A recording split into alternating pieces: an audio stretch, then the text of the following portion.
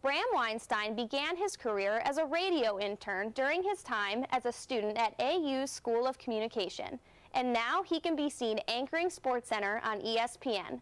Bram returned to campus recently to share his story with students. Let's take a look.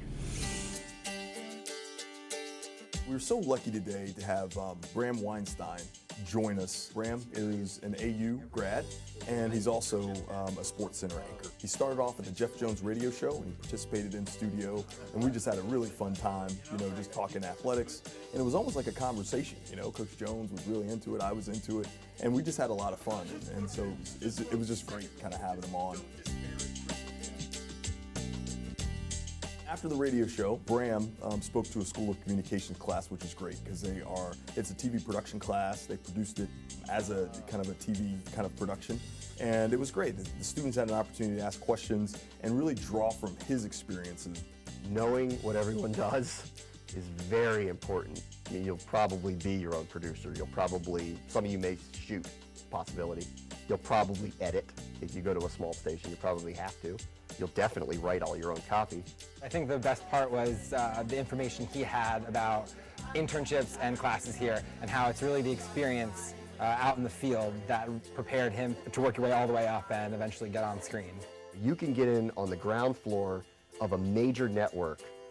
Percentage of you getting into one of these type of networks when I was coming out of college was very low.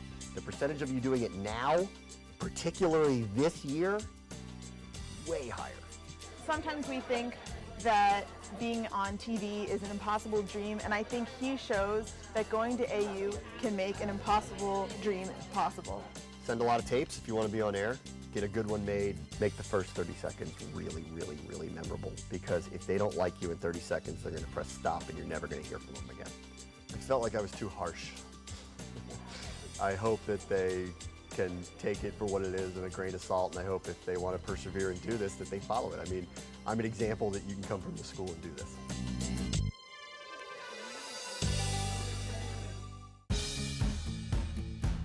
After the class, we hosted an event in Katzen. Jeff Jones and I took some time to ask him questions, and he answered those questions for about 30 minutes, and then we opened it up to questions from the students. And the students really had a good 45 minutes to an hour to interact with Bram, ask him questions, and get his insights. How early on during your days at AU did you start taking advantage of the internships and the things that this city had to offer? As early as I could. Like, I think I had to be a junior, maybe, but I was already poking around trying to figure out how I would get into some of these stations even earlier than that. And by the time I was a junior, I was allowed to take it for credit, and I got fortunate enough to get picked by Channel 9. Talk to us about just how cool is it to be working on SportsCenter? It's interesting, it's neat, it's probably the most well-oiled machine I've ever been a part of. I think if everyone saw what went into just one of the shows, you would appreciate it a little differently than just being what it is, which is, eye candy and a great sports information show. But the amount of people and time and effort that is put into every little piece of it, it's really remarkable.